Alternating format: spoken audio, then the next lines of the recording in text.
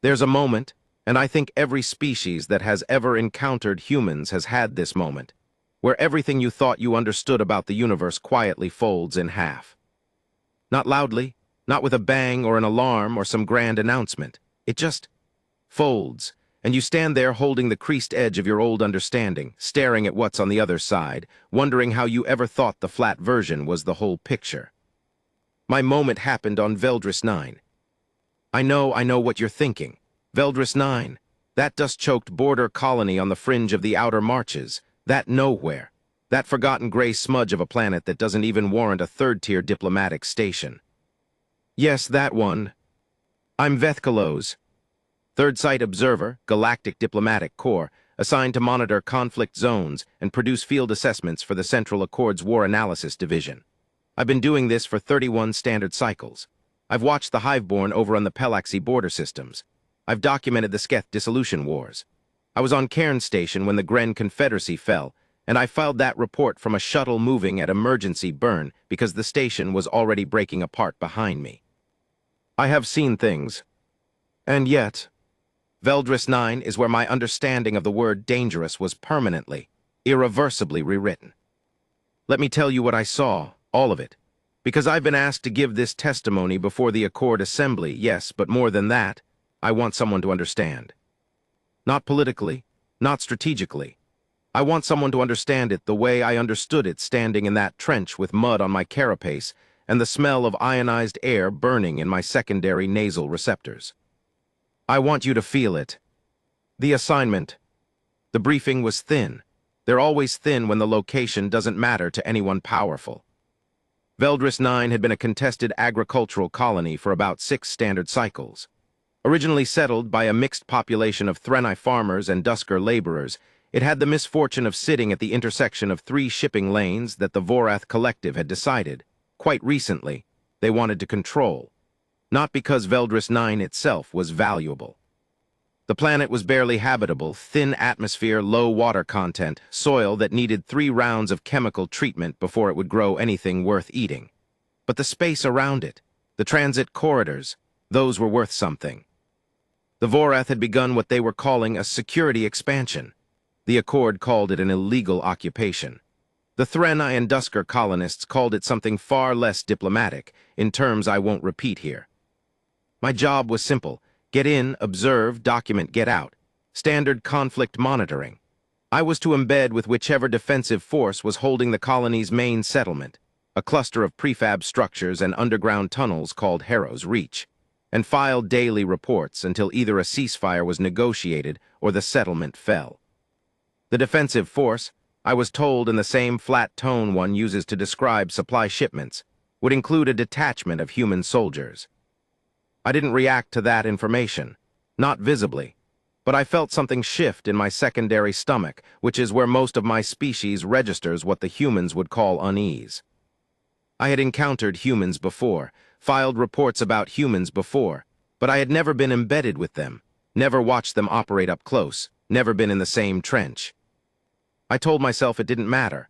Soldiers are soldiers. I'd seen dozens of species fight. I documented Keth swarm warriors, Palladian heavy infantry, even a Gren siege battalion. I knew what violence looked like. I was wrong about knowing that. First contact. I landed at Harrow's Reach on what passed for a morning on Veldris 9, a slow gray brightening of the sky that never really became daylight, just a less severe kind of dark. The landing pad was a cleared stretch of hardpan outside the settlement perimeter, marked with chemical glow strips in the Accord's standard orange. The Threnai liaison who met me was named Counselor Freth. She was middle-aged by her species' reckoning, with the characteristic silver-blue membrane patterns of a Threnai elder, and she looked like she hadn't slept in several cycles. She shook my upper left hand in the Accord greeting style and immediately started talking faster than I could fully process. Third Site Observer, thank you for coming. We've been asking for an Accord presence for 3 cycles now. The Vorath have moved 2 more infantry formations to the eastern ridgeline. We don't have the numbers to hold if they push. The humans arrived 6 days ago. They've already repositioned half our defensive line, which was, I admit, not entirely welcome at first. But the results have been, you'll see, you'll just. She stopped, looked slightly embarrassed at herself. You'll see, she said again, more quietly. I followed her through the perimeter gate, a heavy composite barrier with automated sentry units that tracked my movement with the twitchy over-alertness of systems running on degraded processors, and into the settlement proper. Harrow's Reach was a collection of maybe 200 prefabricated habitat modules arranged in rough concentric rings around a central operations hub. The outermost ring was clearly the original settlement. The modules were older, patched, showing the wear of 6 years of thin atmosphere exposure.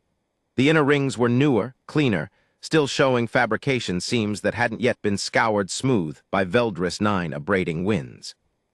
But it was the changes that caught my attention first. Someone had been working. The defensive perimeter had been rearranged. Not reconstructed, rearranged. Modules had been shifted to create overlapping fields of coverage. Firing positions had been cut into existing structures at angles that would have seemed random until you traced the sight lines and realized they weren't random at all. They were interlocking. Every position covered at least 2 others. I counted, automatically, the way my training makes me count, and I could not find a single approach to the inner settlement that wasn't covered from at least 3 angles. Someone had done this in 6 days. The humans reorganized the defenses, I asked Counselor Freth. The humans suggested reorganizing the defenses, she said, with careful diplomatic emphasis on suggested. There was some discussion. Our original defensive commander, Commander Veth Aloran, he had some feelings about it. There was a meeting. She paused. Several meetings. And now, Commander Aloran is working very cooperatively with the human unit commander. Another pause. He says so himself, frequently, often before anyone has asked him. I filed that away. Something had happened in those meetings that Counselor Freth was too diplomatic to describe directly. I found out later, but that comes further in this account. She led me toward the operations hub at the settlement center, and that's when I saw them for the first time. 3 humans moving at the perimeter's inner edge, doing something with sensor equipment and what looked like manual survey stakes. They were dressed in the layered field gear of the Accord's human auxiliary forces, dark gray and brown, practical, carrying more pockets than seemed necessary, with the kind of equipment distribution that spoke of people who had thought very carefully about where each thing was and why. One of them was on her knees in the gray dirt, doing something with a fiber optic line and a hand tool. Another was crouched beside her, holding a small display panel and cross-referencing something with his eyes moving in the tight, rapid pattern of someone doing serious mental calculation. The third was standing slightly back, not supervising exactly, more like watching their environment, his head moving in slow, steady sweeps that I recognized even from a distance. Security scanning, manual, while the other 2 worked. Something about that, the automatic, unremarked, just being done without anyone asking security awareness, sent a small pulse of something I couldn't name through my upper neural cluster. The standing human noticed us. His head sweep paused, returned to us, stayed. He raised one hand in a casual gesture to his companions without taking his eyes off us, and I saw them both look up in the same moment, register us, and return to work. The hand gesture had communicated, I estimated, known contact, not a threat, continue what you're doing. One gesture, no words, no delay. Counselor Freth waved at the standing human. He nodded. That's Sergeant Dara Osai, she told me. The unit commander's in the ops hub. I kept watching Sergeant Osai as we passed. He'd already returned to his slow environmental scan, as if we'd never been there. His expression was, and I want to be precise about this, not hostile, not suspicious, not particularly curious. It was simply attentive, like a sensor system, like something that was perpetually, effortlessly doing its job. I found that more unsettling than if he'd been obviously aggressive. The commander. The operations hub was crowded and warm and smelled of 17 different species metabolic outputs, which is not a pleasant combination. There were Threnai tactical officers around a central holographic display, a pair of Dusker engineers studying structural schematics on a side table, an Accord communications officer managing a console in the corner, and standing at the center display with a stylus in her hand and an expression of focused calm that I would come to think of as her default setting, a human. Commander Yara Solano. She was not physically impressive by the standards of the species I'd documented before. The Keth Swarm warriors stand nearly 3 meters at their primary battle configuration. The Palladian heavy infantry run to 400 kilograms of dense, layered musculature. Commander Solano was a medium-height human woman with close-cropped dark hair going silver at the temples, brown skin weathered by field service, and the slightly too still quality of someone who had spent a long time training themselves not to move unnecessarily. She was probably, in human terms, somewhere in her mid-40s, though my experience calibrating human age was limited. She looked at me when I entered, processed who I was in about 1 second, and said, "Third sight observer. Good. I wanted an accord witness here before the situation changes. Not welcome to Harrow's Reach. Not glad you made it safely. Just, I wanted you here before things move straight to it." I liked her immediately. In the specific way I tend to like beings who don't waste words. "Changes how?" I asked. "The Vorath have been massing on the eastern ridge for 3 days. She tapped the holographic display, which obligingly shifted to show a topographic map of the region with unit markers. "This," she circled a cluster of red indicators, "is about 1,400 infantry with mechanized support. They've been holding there, waiting." She paused, tapping the stylus against her palm once. 1,400 infantry don't wait. They have a cost per hour that doesn't make sense unless they're waiting for something specific. What are they waiting for? Reinforcement from the southern transport corridor. She touched a different point on the map. Vorath logistics follow a 3-day cycle between major deployment moves. Today is day 2. Tomorrow, probably somewhere in the second half of the local day cycle, another 800 to 1,200 soldiers will come through that corridor and link with the Eastern force. Then they'll push. She said this all very calmly, like she was discussing weather patterns. "You have how many defenders?" I asked. 600 Threna and Dusker colony militia with mixed equipment quality, she said. 31 human soldiers. I did not do the math out loud, but I did the math. 2,200 plus attackers, 631 defenders. "The Accord reinforcements," I began. 72 hours minimum, she said it without looking at me. "I know I've asked." She turned back to the display, moved a marker, frowned slightly at something, moved it again. "I'd like to give you a full operational briefing this evening," she said. "Right now I need to finish this." A glance at me, not dismissive, just honest. "You're welcome to observe, that's your job." "Yes," I said, "it is." And so I stayed, and watched, and began, in that warm, crowded room that smelled of too many different kinds of biology, to understand that I was in the presence of something I didn't yet have the framework to fully categorize. The briefing. That evening, Commander Solano's briefing was the most precise piece of military communication I had ever observed in 31 cycles of conflict monitoring. I say that without hyperbole. I've sat through briefings given by Keth commanders that were coordinated across 30 simultaneous consciousness threads. I've observed Palladian strategic sessions that lasted 9 hours and covered 10-year operational projections. I've translated briefings from the Gren Confederacy's famously complex multi-track command structure. Solano's briefing lasted 40 minutes. In those 40 minutes, she laid out the complete picture of the current tactical situation, the Vorath's likely intentions and operational timeline, the defensive plan for the coming engagement, every individual unit's specific role and positioning, the communication protocols, the contingency responses for 6 different failure states, and the one thing she kept coming back to in different ways with different words, but always the same essential message. What we are trying to achieve and why it matters.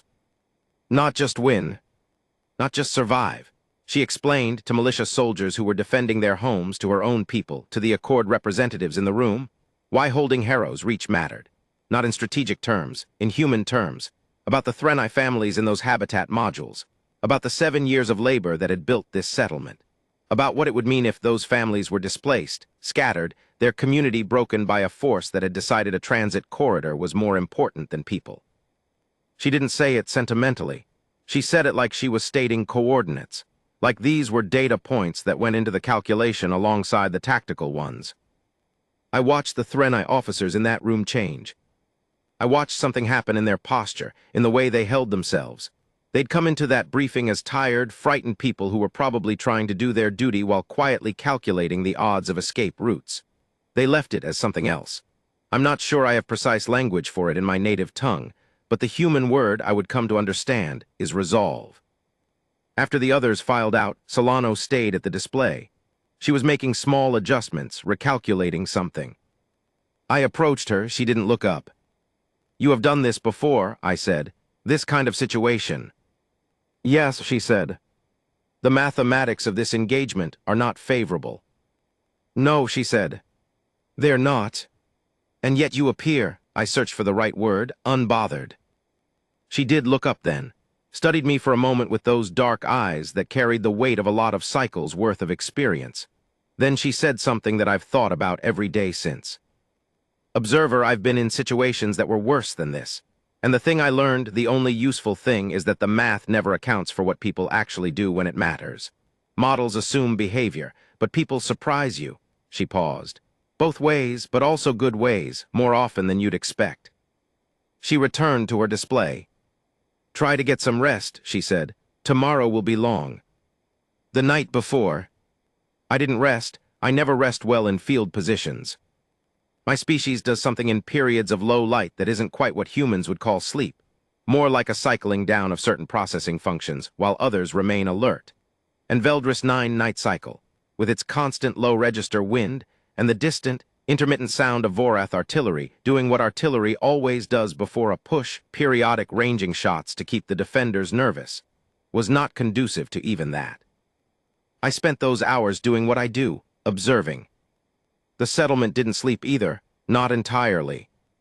There was a pattern to it, clusters of activity, clusters of quiet, that I would come to understand was the human unit's watch rotation.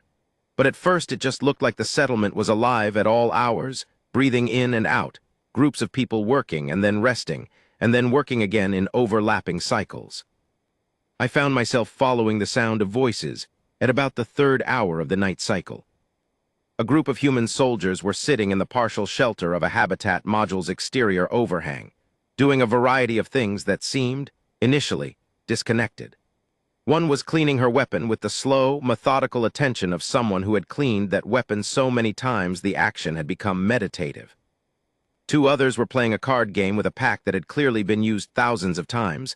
The cards so worn their faces were nearly illegible, yet both players seemed to read them without difficulty. One was writing something by the light of a small personal lamp, his body angled to shield the light from the wider darkness. And one was simply sitting, back against the module wall, looking at what passed for stars through Veldris 9 perpetual haze, with an expression that was difficult to name. I stopped at a respectful distance. The one who had been looking at the sky, young, with the kind of face that still showed the remnants of adolescence in its bone structure, noticed me. "Observer," he said, not a challenge, just an acknowledgement. "Soldier," I replied. "Forgive the intrusion. I'm filing an observational record." "Sure," he said, and then unexpectedly, "You want to sit?" I considered this. "Yes," I said, "thank you." I moved to the edge of their group, not in it but adjacent, which they seemed to understand without me explaining, and settled my carapace against the module wall. The cleaning continued. The card game continued. The writing continued. The young soldier returned to looking at the haze-filtered dark. After a few minutes, the one playing cards, a compact woman with close-cropped hair and the slightly distant expression of someone thinking about multiple things simultaneously, said, without looking up from her hand, "You've done this before? War observation." 31 cycles, I said. A pause, cards moved. "Seen a lot of bad things." "Yes. Does it get easier?" I thought about this, gave it the honest consideration it deserved. "No," I said, "but you get better at carrying it." She looked at her cards. Her partner looked at his. Neither of them responded immediately, and I thought I'd perhaps said the wrong thing, given the wrong answer. But then she nodded very slowly just once and said, "Yeah, that's about right." The young soldier by the wall spoke without turning. "My sister asked me before I deployed what I was scared of." He said it quietly to the haze-dark sky as much as to anyone else. "I told her I wasn't scared of dying. She didn't believe me." A pause. "I meant it, though. It's not dying I think about." No one asked him what he did think about. In my experience, in moments like this, no one ever does. And he either wasn't going to say, or he was thinking about how to say it, or he needed the silence to say it in. I waited. "It's the gap," he finally said. Between what you meant to do and what actually happens, that's the part that, he stopped, started again. You know you might make a mistake, under pressure in the noise, another stop. And you hope when the moment comes that the gap is small, that who you meant to be and who you actually are in that second that the gap between those two is small. The cleaning woman put down her cloth. The card players were still. Even the writer seemed to have paused. None of them spoke. After a long moment, the cleaning woman picked up her cloth and resumed. The card game continued. The writer wrote. The young soldier kept looking at the sky. And I sat there in the partial shelter of a borrowed wall on a gray, forgotten planet, and felt something shift in my understanding so quietly, so completely, that I didn't even notice it had shifted until much later, when I tried to recall my thoughts from before and found I couldn't quite get back to them. Dawn, such as it was. Veldris 9 doesn't do sunrise the way a well-appointed planet does sunrise. There's no color progression, no gold bleeding into blue, no atmospheric theater. The dark simply becomes less dark, incrementally, over the course of about 40 minutes, until you realize it's day because things have visible edges again. I was at the eastern perimeter when this happened. I had positioned myself at what Sergeant Osai had told me, during a brief, efficient conversation at the second hour of the night cycle, when he'd been checking sensor array placements, was the best sightline on the ridge that doesn't also make you a target. He'd given me a specific location, a specific posture recommendation. Stay below the barrier lip. Your secondary optical organs are going to want to clear it, but don't let them. And a specific instruction. If you hear the tone that sounds like Thren I read instruments, that's the incoming alert. You go directly down and you stay down. He'd said all of this while doing something else with his hands, something involving sensor calibration, without looking at me. With the easy tone of someone explaining how to make a beverage rather than how to not get killed. The morning gray came up slowly over the ridge. The ridge was maybe 3 kilometers out, a long, low rise of Veldris 9 characteristic pale gray rock. In the flat, haze-filtered light, you could see the edge of the Vorath positions as a suggestion of dark against the ridge's crest. Not clearly, but the shape of something organized, something patient. Something that had been waiting. Commander Solana was at the eastern position before full light. She stood at the observation point, the proper one, not my civilian equivalent, and looked at the ridge with a pair of optical enhancement devices that were considerably more sophisticated than mine. Her expression was the same as it had been the night before, attentive, steady, not unconcerned. I've learned the difference since. She was not unconcerned. She was simply choosing, moment by moment, not to let her concern run the situation. Sergeant Osai materialized at her shoulder from somewhere I hadn't seen him come from. "Southern corridor," he said quietly. "How many?"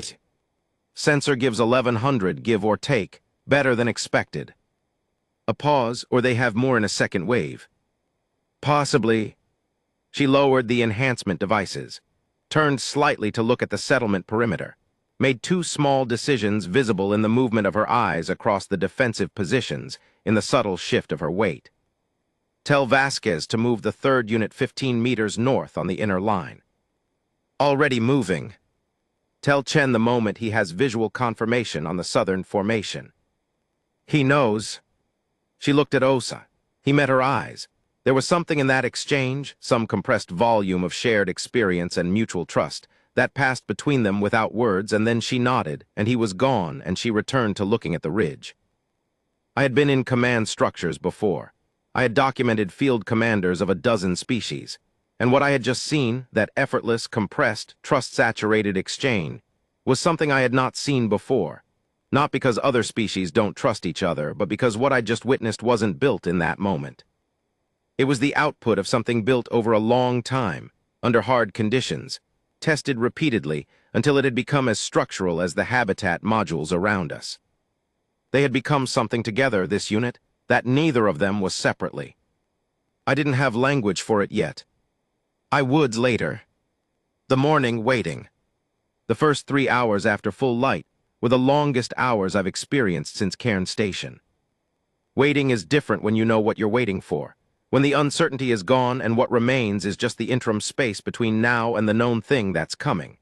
The body, and I'm speaking here of my own biology, but I suspect it applies universally, does strange things in that space.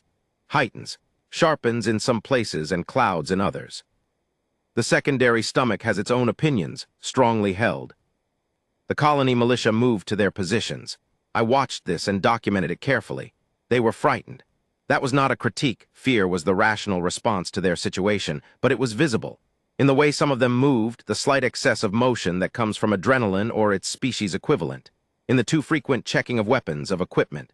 In the eyes going to the ridge and then away and then back again. But they were also, and this is the thing I want to capture precisely, in their positions, frightened and there. The fear and the staying were happening simultaneously, and the staying was winning. I've thought about why since, and I keep coming back to that briefing.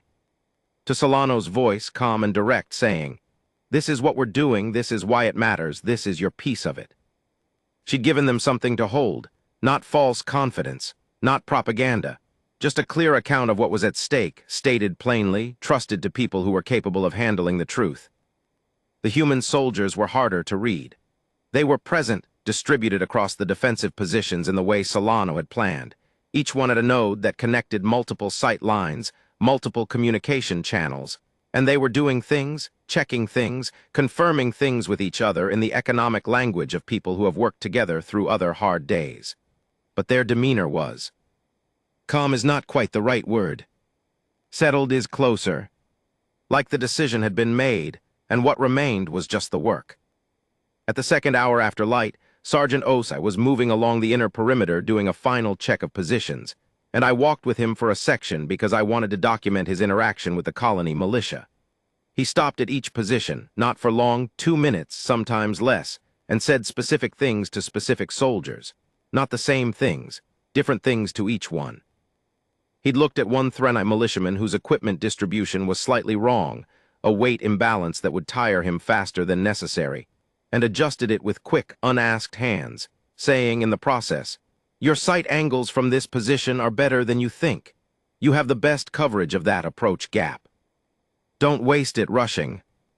To a Dusker soldier who was going through the checking and rechecking motion cycle of the severely anxious. "Hey, just hey," she'd looked at him. "One thing at a time, what's your first job?" She'd told him, her specific defensive assignment, the first action she was supposed to take.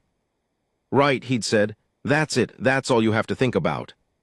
She'd stilled, not completely, but enough. Down the line, each conversation was different. Each one was something that person specifically needed. And I realized, watching this, that Sergeant Osai had assessed each of these people, had been assessing them probably since the unit arrived 6 days ago, had been building an understanding of each individual's specific tensions and strengths, without making it obvious he was doing this, without announcing it, without any visible output until this morning when it was needed. At the end of the section, he paused at the last position, which was empty for a moment because the Threnai soldier assigned to it was getting a water ration from a nearby supply point. I asked him, "How did you know what to say to each of them?" He looked at me, a measuring look but not unfriendly. "You pay attention," he said. "People tell you things they don't say out loud." And the young woman, the Dusker, the anxiety response. Routine anchoring. When you're anxious, your mind wants to spiral to every worst case at once. You give it a job. One specific job, it goes there instead. A pause. Works differently for different people, for her it worked. He'd looked at the supply point where the Threnai soldier was finishing her water ration. She reminded me of someone. He didn't say who. He moved to the next position.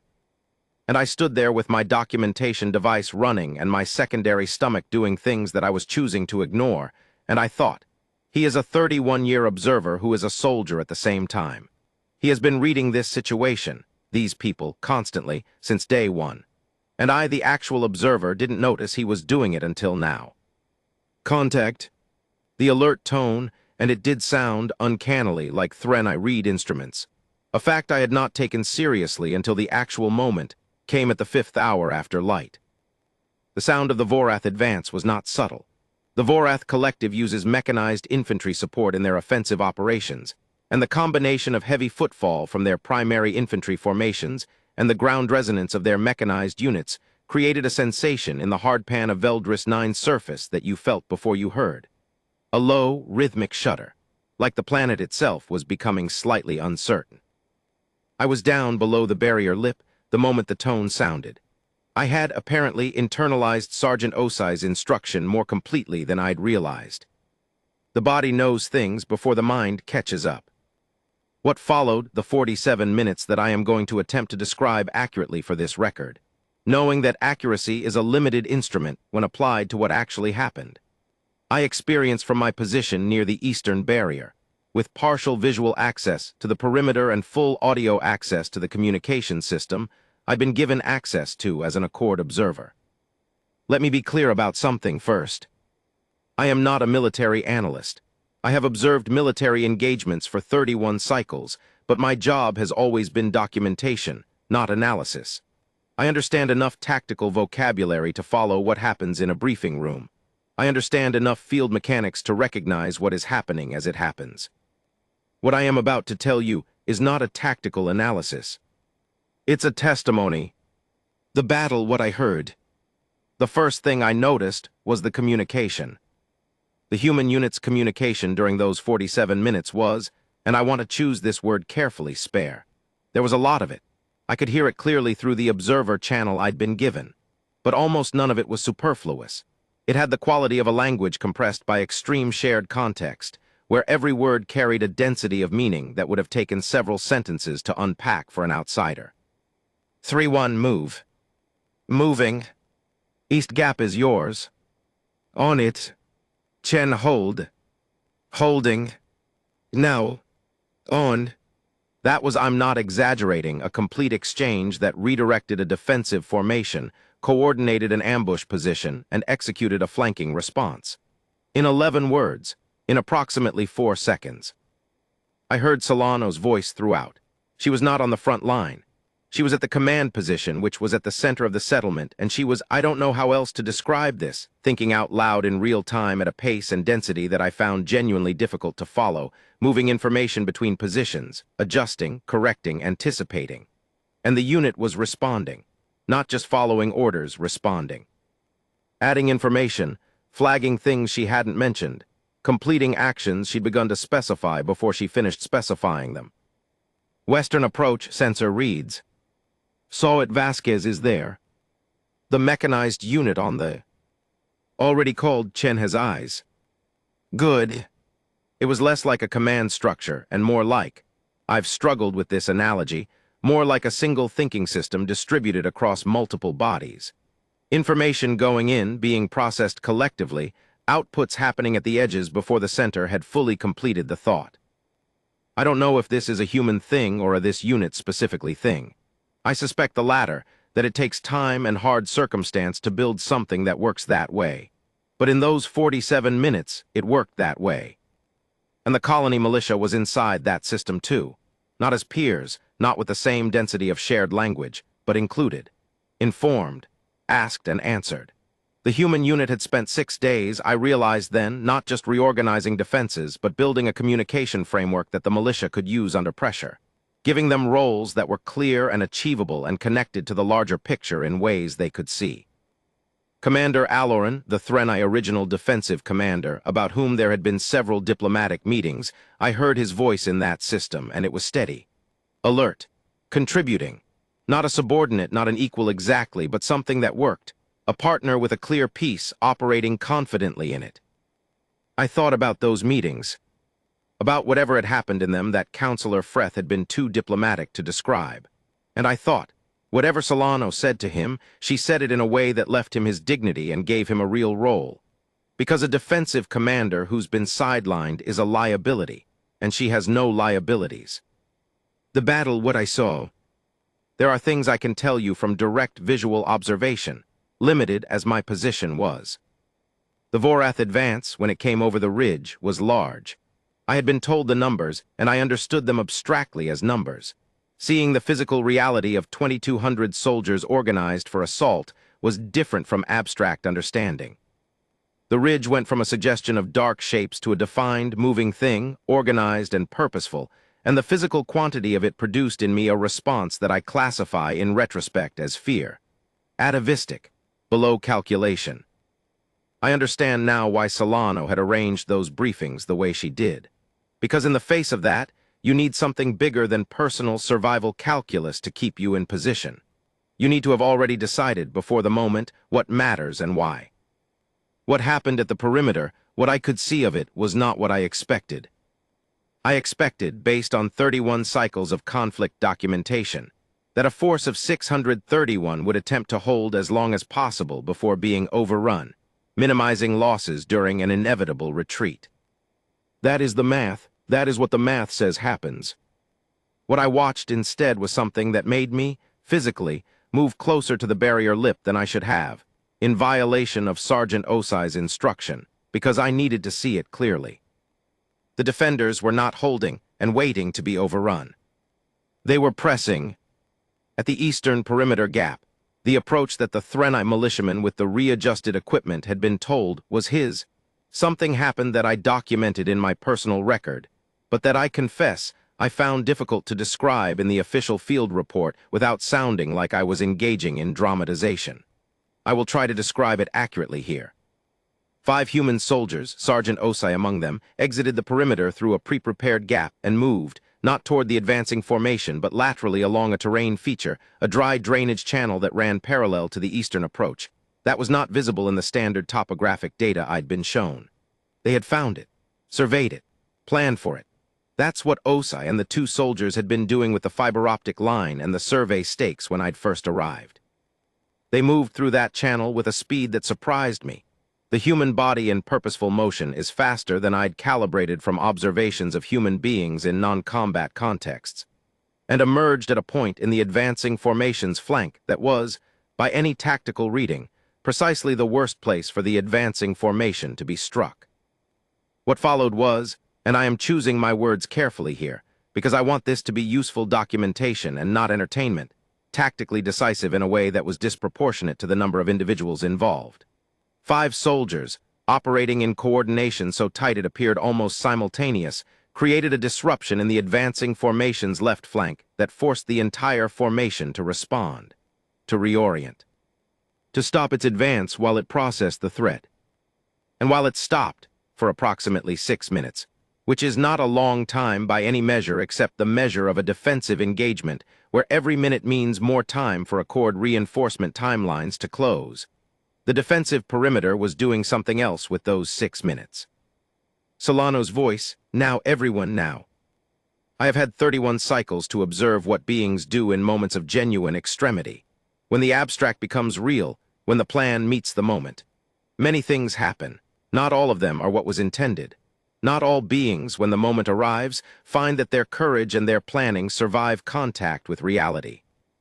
What I watched from my position at the eastern barrier, in the gray half-light of Veldris 9 inadequate day, was 600 colony militia soldiers, frightened people, farmers and laborers who had picked up weapons because their homes were being threatened, rise from their positions, and do exactly what they had been told to do. Exactly. Not approximately, not most of it, all of it. The interlocking fire positions Solano had designed worked the way they'd been designed to work. The overlapping coverage meant that the Vorath formation, which had expected to be facing a thin defensive line in a frontal confrontation, was instead facing a structured, layered response that funneled their advance into corridors they hadn't chosen. The 6 minutes of disruption created by Osai's 5-soldier flanking movement became 12 minutes, then 16. And at 19 minutes something happened. The Vorath formation, which by any orthodox calculation should have continued its advance, and accepted losses on the way to overwhelming the defenders by mass, stopped. Not because of losses. Their losses by that point were real but not catastrophic. Not because of the defenders' numbers, the math still favored them overwhelmingly. They stopped because the engagement was not the engagement they had prepared for. They had prepared for a defensive line, for a force that would absorb and retreat, for the encounter their doctrine had planned. What they had found instead was a force that fought like it was interested in winning, not just in not dying. A force that was inside their decision cycle rather than reacting to it. A force that had, in 6 days, turned a random scatter of prefab modules and frightened militia into something that functioned under pressure the way designed things function. The Vorath formation halted, pulled back to the ridge. This was not the end of the engagement. There would be 2 more attempts over the following day cycle, and the Accord reinforcements would arrive on hour 68, not 72. The details of those subsequent engagements are in my official field report.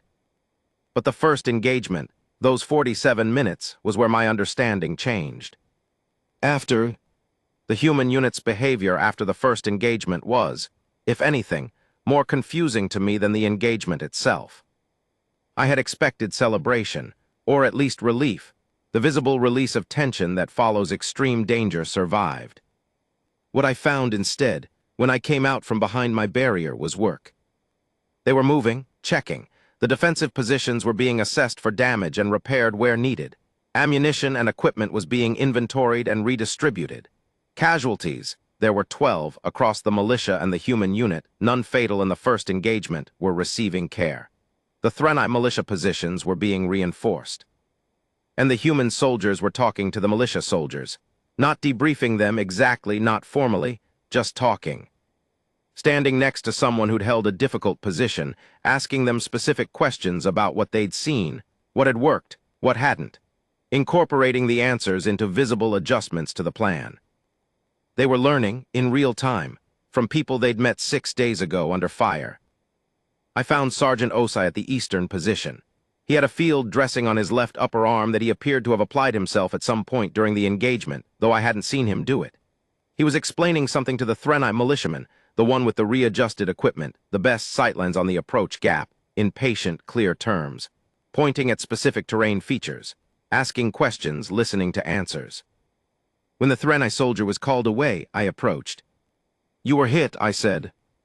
He said, which was confirmation without emphasis. "You continued to function during the engagement." He looked at me with an expression that might have been amusement. "That's generally the idea." "The lateral movement through the drainage channel," I said. "You surveyed that before the engagement." "First day," he confirmed. "When you're setting up, you look for what the enemy won't expect, things that don't show on standard mapping, terrain that looks like nothing." He glanced toward the ridge.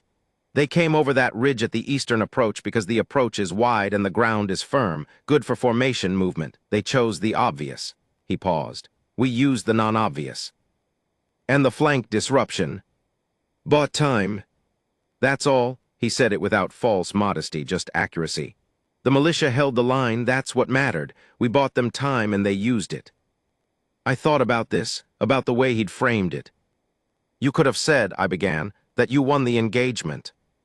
"We bought time," he said again, simply. "The militia won the engagement, they did their jobs." He turned back to the eastern position and began checking something in the barrier structure that had developed a stress fracture during the exchange. I stood there for a long moment, and then I began, slowly, to understand. What I understand now.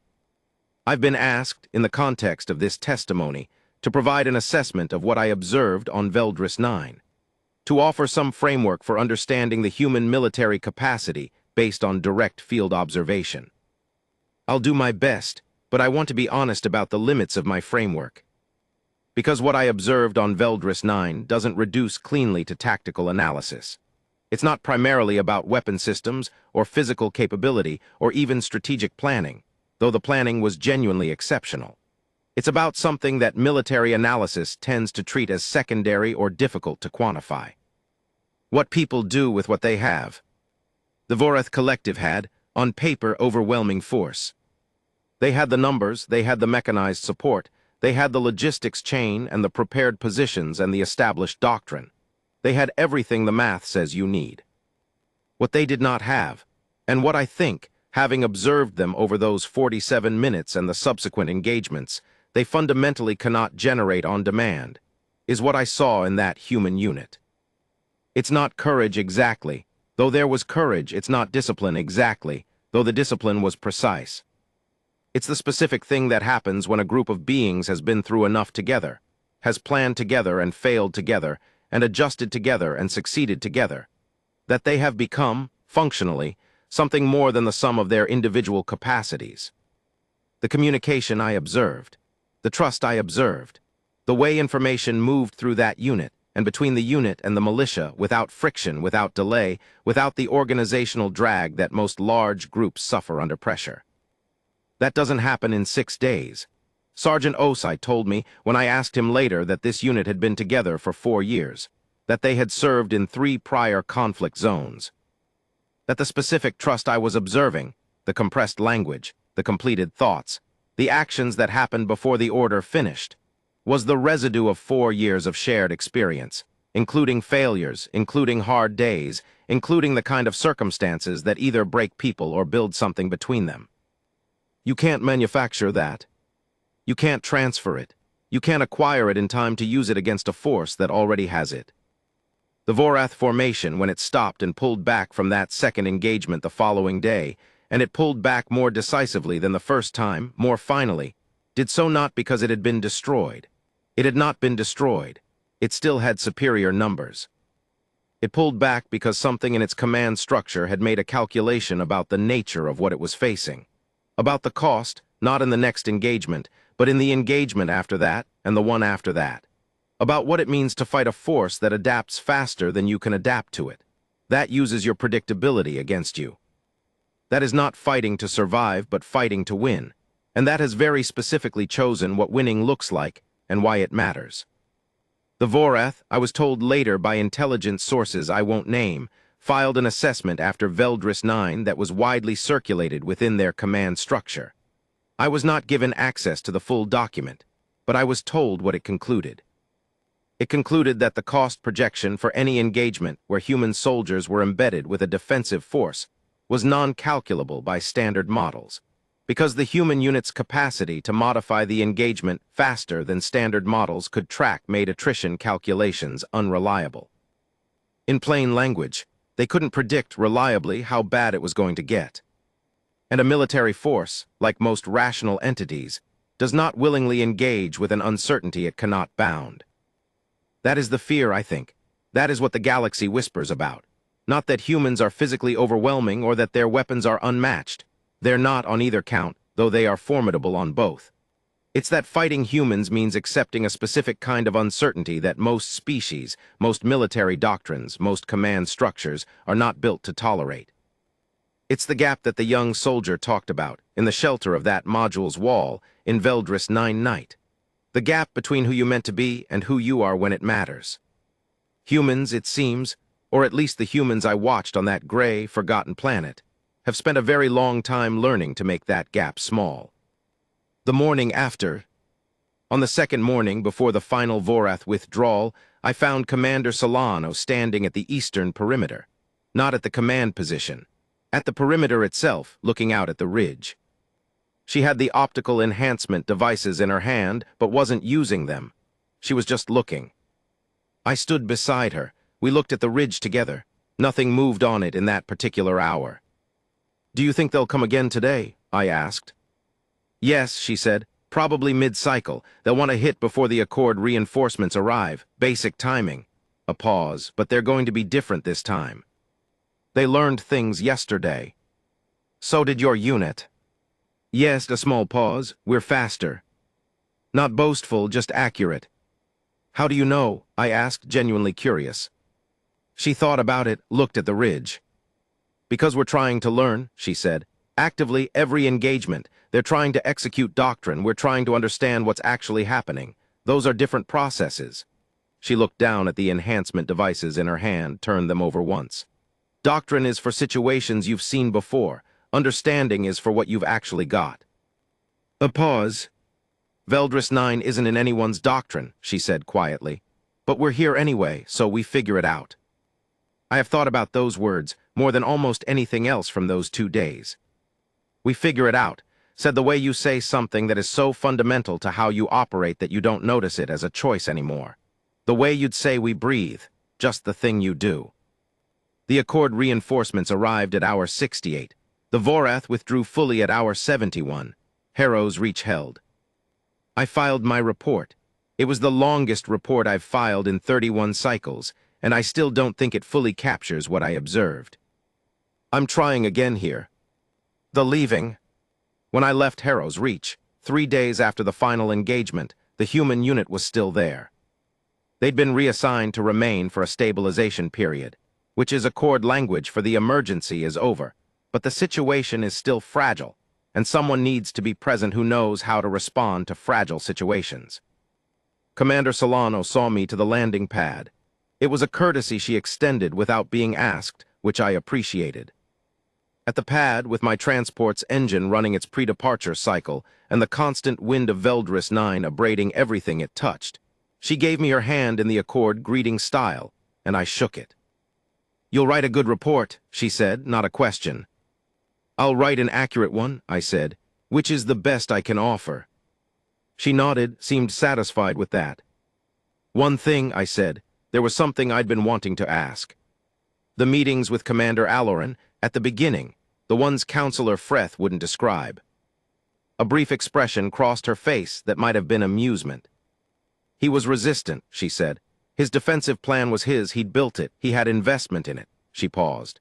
"And his defensive plan had real merits. It was built on knowledge of this specific terrain that my unit didn't have. I needed that knowledge, he needed the restructuring." She paused again. "So I told him that, exactly, and then I asked him to explain everything he knew about the terrain. And then I incorporated what he knew into the restructuring, made sure he could see exactly how his knowledge had shaped the outcome." A pause. "And then I made sure the unit knew it had been his knowledge. Made it visible. And that was sufficient," I said, "to address his resistance." "His resistance," she said carefully, "came from feeling like his contribution was being dismissed. People who feel seen don't need to resist." She looked at the ridge one last time the way someone looks at a place they know they'll remember. "He was a good commander. He held that settlement for 3 cycles before we arrived. That's not nothing." She looked back at me. "Never treat someone's 3 cycles of hard work like it's nothing, especially if you need their help." My transport was ready. I stepped toward it, stopped. "Commander, one more thing." I turned back. "The young soldier, the one who spoke about the gap, between who you meant to be and who you are in the moment. He." "Raise," she said. Something moved in her expression. "He held his position during the engagement. I documented it." I paused. "The gap appeared to be very small." She looked at me, and for the first time since I had met her, something in that steady, attentive expression shifted, just slightly, just briefly, into something warmer. "Yeah," she said quietly, "it was." I boarded my transport.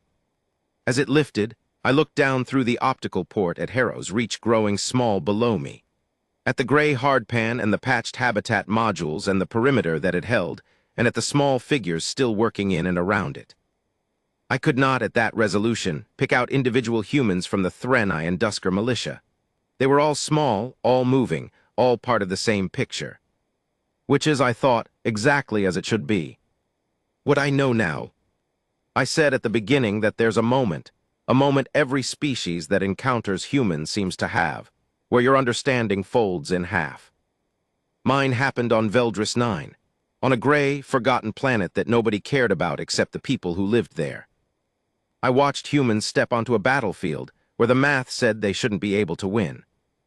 I watched them look at the math and set it aside and ask a different question. Not can we win, not what do the numbers say, but what is actually happening here? Who are these people we're fighting beside? What do they know that we don't? What do we need to understand that we don't understand yet? And then, methodically, efficiently, with the specific kind of intensity that comes from people who have decided something matters, they found out. The galaxy fears humans. I've heard this for 31 cycles, in various registers, with various amounts of precision. The Hiveborn avoid joint engagements with human units whenever possible. The Gren Confederacy built specific strategic doctrines around human unpredictability. The Vorath Collective, I've since learned, has a standing command advisory about engagement with human-embedded forces. I used to think this was about physical capability, about the specific resilience of human biology, the pain tolerance, the endurance, the capacity to function in conditions that would incapacitate other species. Those things are real. I've documented them. But they're not the reason. The reason, what I understand now, standing on the other side of my folded understanding, is something simpler and more difficult. It's that humans look at a situation, any situation, and their first instinct is not to fit it into existing categories. It's to understand it, specifically, on its own terms, right now, and then to ask, given what this actually is, not what we thought it was, not what the model says it should be, given what it actually is, what can we do? The gap between what doctrine says and what is actually in front of you, every military force deals with that gap. Most try to minimize it by being more prepared, more comprehensive, more anticipatory. To reduce the gap by covering more possibilities in advance. Humans reduce the gap by being faster at closing it in the moment. By accepting that the gap will always exist and training, obsessively and specifically, for the business of figuring it out in real time. It makes them, and I'm choosing this word from a genuine place after 31 cycles, it makes them frightening in the specific way that unpredictable things are frightening. Not because they're chaotic. They're not chaotic. Commander Solano's operation was one of the most precisely organized things I've documented. But because the space between what the model predicts and what they'll actually do is larger than any model can reliably capture. Because the answer to what will humans do in this situation is always, in part, something you hadn't fully anticipated. Something shaped by what they're actually looking at, right now, and what they've decided matters. And that something will be informed by the specific humans involved. Their experience, their knowledge, their relationships, their conversation in the shelter of a wall the night before. It will be human-shaped, individual and collective at once. That's not just unpredictability, that's something more interesting. That's agency. Radical, specific, in-the-moment agency, exercised by beings who have chosen what they're fighting for and why, and who will find, in the space between what was planned and what's actually happening, the specific response that serves that choice. I understand why the galaxy is cautious. I stood in that trench with mud on my carapace and the smell of ionized air in my secondary receptors, and I watched them, and I understood. You cannot fully prepare for an encounter with beings who are faster at understanding reality than you are, who will see what's actually happening before you've finished fitting it into your model, who have built, between them, a kind of collective cognition that adapts to information faster than most individual brains process it. You cannot fully prepare. And in the mathematics of conflict, there is nothing more dangerous than what you cannot fully prepare for. Veldris 9 is still there. Still gray, still forgotten, still abraded by its constant wind. The Threnai and Dusker colonists are still there, rebuilding, farming the soil that needs 3 rounds of chemical treatment before it grows anything. Harrow's reach held, and somewhere in a Vorath command file that I will never personally access, there is an assessment that says, in whatever language the Vorath use for this feeling, do not assume you know what they will do. Do not assume the math is the whole picture. Do not assume that 631 is less than 2200 if 31 of those 631 are human, and they have decided together that today is the day the numbers stop mattering. I have filed my report. I have given this testimony. But if I'm honest, and I am always attempting to be honest, the real testimony happened inside me, on that gray morning, watching a sergeant from somewhere on Earth kneel in pale alien dirt to adjust a frightened farmer's equipment and say simply, "Your sight angles are better than you think. Don't waste it." The galaxy fears humans. Standing there, I finally understood why. It's not the weapons, it's not the biology, it's not even the tactics. It's that they make you better than you thought you were. And that specific, relentless, infuriating, generous insistence that more is possible than the math suggests is the most dangerous force in the known universe. Field testimony, Vethkalos, Third Sight Observer, Galactic Diplomatic Corps. Document classification, General Release, Accord Assembly Record. Filed from Transit Vessel VDC Aerial, en route from Veldris 9 to Central Accord Station. End of testimony.